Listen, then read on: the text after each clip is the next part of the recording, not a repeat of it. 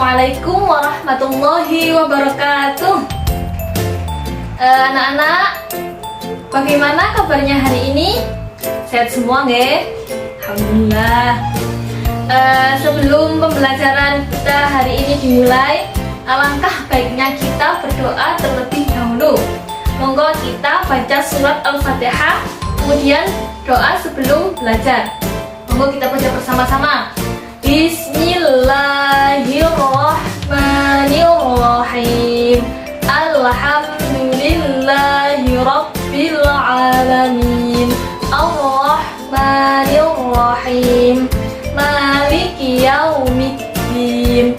Iyyaka na'budu wa iyyaka nasta'in. Ihdinas shiratal mustaqim.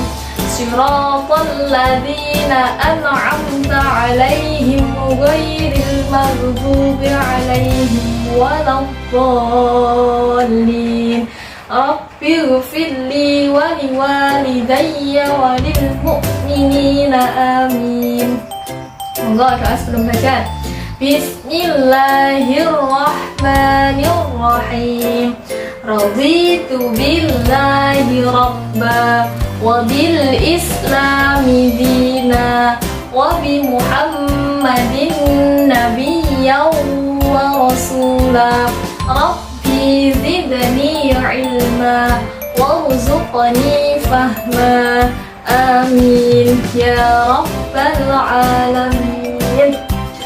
Tujuan kita berdoa adalah semoga kita pembelajaran dari awal hingga akhir dapat berjalan dengan lancar, dan semoga ilmu yang kita dapatkan menjadi ilmu yang manfaat barokah. Amin. Baik anak-anak, ada yang sudah tahu materi kita hari ini apa? Ada yang tahu? Ya, materi kita hari ini adalah peradaban Islam pada masa Daulah Syafawi. Baik anak-anak, untuk pembahasan yang pertama yaitu sejarah lahirnya Daulah Syafawi. Bagaimana sih Bu, kok bisa ada Daulah Syafawi itu bagaimana? Jadi Daulah Syafawi di Persia itu baru berdiri pada waktu Daulah Turki Utsmani sudah mencapai puncak kejayaannya. Namun pada kenyataannya Daulah Syafawi itu berkembang dengan sangat cepat. Istilah nama Syafawi ini terus dipertahankan dari tarekat Syafawiyah sampai menjadi sebuah gerakan politik yang menjadi daulah yang disebut Daulah Syafawi. Dalam perkembangannya, Daulah Syafawi ini sering berselisih, sering bersinggungan dengan Daulah Turki Utsmani. Daulah Syafawi ini merupakan peletak dasar berdirinya negara Iran, salah satu negara yang memiliki percepatan teknologi di dunia. Daulah Syafawi adalah daulah ini tuh menganut mazhab tertentu dalam kegiatan keagamaannya. Sebelum Daulah Syafawi berdiri, cikal bakal lahirnya daulah tersebut dimulai dari sebuah gerakan tarekat Syafawiyah.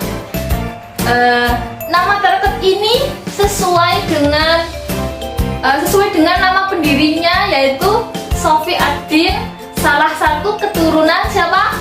Musa al-Kazim. Awal mulanya tarekat ini memiliki tujuan untuk meluruskan orang-orang yang ingkar, dan pada akhirnya orang-orang tersebut memerangi orang yang keluar dari rambu-rambu syariah.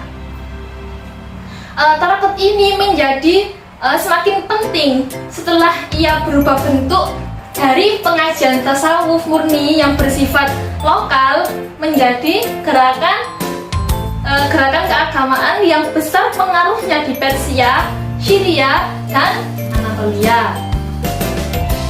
Dalam perkembangan berikutnya, penganut tarekat Syafawiyah ini sangat fanatik terhadap ajaran-ajarannya. Itu bisa ditandai dengan adanya iktikad yang kuat dari kalangan mereka untuk mendirikan sebuah kekuasaan tersendiri. Dengan dukungan yang kuat dari pengikutnya, lama-kelamaan para pengikut tarekat Syafawiyah ini membentuk suatu kekuatan yang mandiri, fanatik, dan penuh percaya diri. Pokoknya di bawah kepemimpinan Junaid terbentuklah prajurit yang kuat dan siap untuk memasuki dunia perpolitikan. Efek dari gerakan tersebut ternyata menimbulkan konflik dengan penguasa Karakoyunlu, salah satu suku dari Turki, dan kelompok Junaid dikalahkan dan kemudian si Junaid itu diasingkan. Jalan berliku dilalui oleh Junaid pada tahun 1459. Junaid mencoba merebut Ardabil, tapi gagal. Pada tahun 1460 Masehi, ia mencoba merebut Sirsasia, tetapi dihadang oleh tentara Silwan dan ia terbunuh dalam peristiwa pertempuran tersebut. Kemudian kepemimpinan Junaid dilanjutkan oleh anaknya, yaitu siapa? Haidar. Lalu Haidar menikah dengan cucu siapa? Uzun Hasan, yang pernikahannya ini melahirkan Ismail. Nah, Ismail ini nanti diharapkan menjadi pemimpin berikutnya dari Daulah Syafawi di Persia. Singkatnya, secara terus-menerus antara Daulah Syafawi dan Daulah Utsmani ini selalu terjadi konflik yang berkepanjangan, terus-menerus ada konflik. Hal tersebut menjadikan Daulah Syafawi semakin tidak kuat. Setidaknya pernah terjadi 3 peperangan pada masa Tasmab, Ismail II, dan Muhammad Khutabanda. Tidak hanya terjadi konflik dengan Daulah Utsmani, di dalam negeri juga terjadi peperangan, pertentangan antar kelompok yang memicu perang saudara. Kemudian poin yang kedua yaitu strategi dan kebijakan pemerintahan Daulah Syafawi. Pada masa kepemimpinan Abbas I, Daulah Syafawiyah perlahan-lahan mengalami kemajuan yang besar.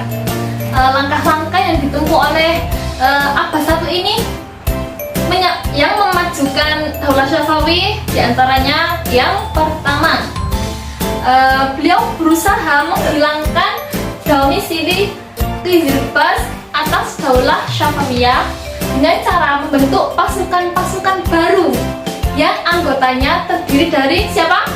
Tahu? Ya, budak-budak yang berasal dari tawanan-tawanan bangsa Persia, Armenia, dan Sirsasia yang ada sejak pemerintahan Tasmab I. Kemudian kemajuan yang kedua yaitu strategi yang kedua yaitu mengadakan perjanjian damai dengan Daulah Utsmani. Di samping itu Abbas I berjanji untuk tidak menghina 3 khalifah pertama dalam Islam, yaitu Abu Bakar, Umar bin Khattab, dan Utsman bin Affan dalam khutbah-khutbah Jumat. Sebagai jaminan atas syarat-syarat tersebut, Abbas I menyalahkan saudara sepupunya, yaitu siapa? Haidar Mirza, sebagai sandra di Istanbul. Kemudian poin yang ketiga yaitu kemajuan peradaban Islam pada masa Daulah Syafawi. Jadi kemajuan yang dicapai yang pertama yaitu dalam bidang ekonomi. Kemajuan bidang ekonomi pada saat itu bermula dengan penguasaan atas kepulauan Hormuz dan pelabuhan Qumrun yang diubah menjadi Bandar Abbas. Dengan demikian, Safawiyah menguasai jalur perdagangan antara barat dan timur, jalur yang mulanya diperebutkan oleh Belanda pada masa penjajahan dulu. Di samping sektor perdagangan, Safawiyah juga mengalami kemajuan dalam sektor pertanian, terutama hasil pertanian di daerah Bulan Sabit loh yang sangat subur. Kemudian kemajuan yang kedua dalam bidang ilmu pengetahuan. Sepanjang sejarah Islam, Persia ini dikenal sebagai bangsa yang telah berperadaban tinggi dan berjasa mengembangkan ilmu pengetahuan. Jadi tidak heran ya jika pada masa Daulah Syafawi ini tradisi keilmuan terus berkembang secara pesat. Juga pada masa Daulah Syafawi ini muncul ilmuwan-ilmuwan yang terkenal. Kemudian kemajuan yang ketiga di bidang pembangunan fisik dan seni. Jadi anak-anak, para pemimpin Daulah Syafawi itu telah mengubah wajah Isfahan yang merupakan pusat pemerintahan menjadi kota yang sangat indah. Isfahan merupakan kota yang sangat penting bagi tujuan politik, ekonomi, dan ilmu pengetahuan. Jadi di kota tersebut itu berdirilah bangunan-bangunan megah seperti masjid, rumah sakit, sekolah-sekolah, jembatan raksasa di atas itu loh apa? Zenderut dan istana Sihir Satun. Kemudian poin selanjutnya yaitu kemunduran peradaban Islam pada masa Daulah Syafawi. Daulah Syafawi ini mengalami kemunduran tepatnya pada tanggal 8 Maret tahun 1736.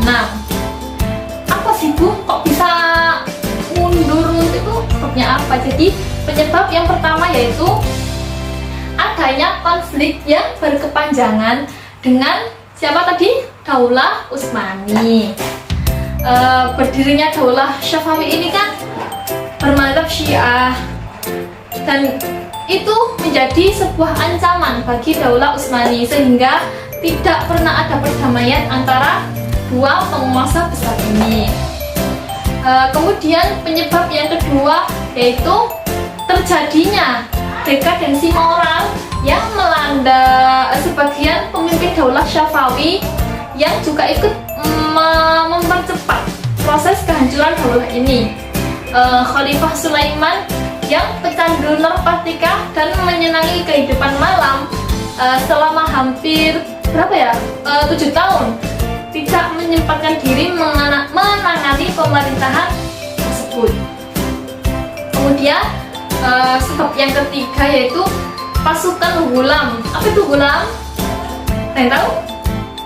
Budak-budak ya yang dibentuk Abbas I ternyata tidak memiliki semangat juang yang tinggi seperti seperti semangat Qizilbash. Hal ini dikarenakan mereka itu tidak memiliki ketahanan mental karena tidak dilatih, tidak dipersiapkan matang-matang dan tidak memiliki bekal rohani. Kemerosotan aspek pemikiran ini sangat besar pengaruhnya terhadap runtuhnya ketahanan dan pertahanan Daulah Syafawi. Kemudian penyebab yang keempat yaitu seringnya terjadi konflik intern, konflik dalam ya, dalam bentuk perebutan kekuasaan di kalangan keluarga istana. Nana, alhamdulillah pembelajaran hari ini sudah selesai. Baik, Ibu akan memberi tugas kepada kalian. Silahkan kalian meresum atau merangkum ya dari apa yang sudah Ibu sampaikan tadi tentang peradaban Islam pada masa Daulah Syafawi. Silakan kalian merangkum sekitar 1-2 halaman saja, jangan banyak-banyak. Baik anak-anak, tetap semangat belajar, jaga kesehatan. Semoga kita minggu depan masih diberi kesempatan untuk melakukan pembelajaran. Ada yang ingin bertanya? Baik, sebelum pembelajaran kita tutup, mari kita akhiri dengan bacaan doa kafaratul majlis. Monggo. Bismillahirrahmanirrahim. Subhanakallahumma wa bihamdika asyhadu an la ilaha illa anta astaghfiruka wa atubu ilaik. Baiklah, terima kasih. Semoga ilmu yang kalian dapatkan menjadi ilmu yang manfaat dan barokah. Kurang lebihnya Ibu mohon maaf. Ibu akhiri. Wassalamualaikum warahmatullahi wabarakatuh.